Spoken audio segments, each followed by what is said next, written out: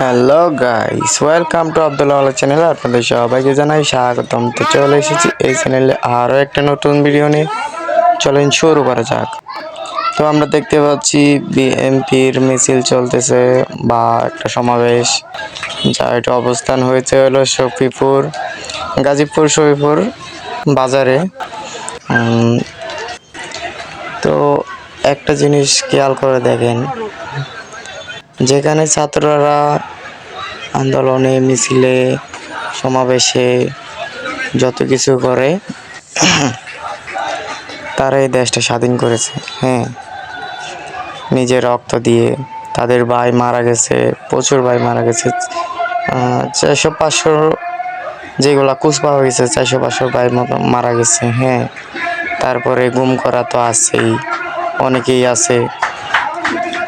তারপরে এখন যে সব শুরু করছে, হ্যাঁ, শেখ হাসিনা পদত্যাগ করার পরে এখন বিএনপি গা ছাড়া দিয়ে উঠছে। হ্যাঁ, তো দেখতেই পাচ্ছেন এক এক করে মিছিল আসতেছে।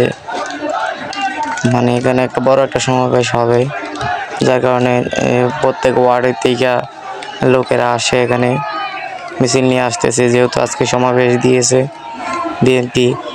আর তার একদিন আগে ঢাকা পল্টনে একটা সমাবেশ দিয়েছিল বিএনপি, আপনারা তো দেখেছেন হয়তো। কিন্তু একটা জিনিস খেয়াল করেন, যে আমরা এই শেখ হাসিনাকে নামেছি স্বৈরাচার বলে, সেখানে যদি আরেক স্বৈরাচার আসে তাহলে দেশটা কিভাবে চলবে? অবশ্যই দেশটা খুবই খারাপ হবে।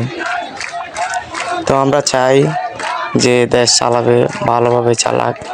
হ্যাঁ, আমরা যোগ্য ব্যক্তি চাই, ওইখানে আওয়ামী লীগও না, বিএনপিও না। আমরা চাই ভালো একজন মানুষ, যেমন আমাদের একজন আছে মিজানুর রহমান আজহারি, বাট উনি তো দেশের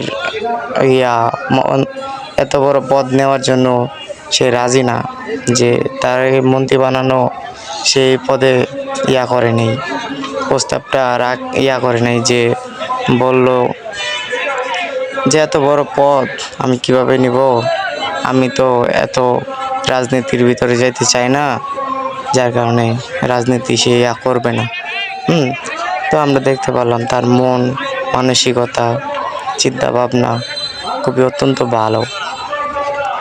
তারপরে তার মতো এবং একটা যোগ্য ব্যক্তি যদি আমাদের প্রধানমন্ত্রী হয়, তাহলে দেশটা অনেক সুন্দর হবে।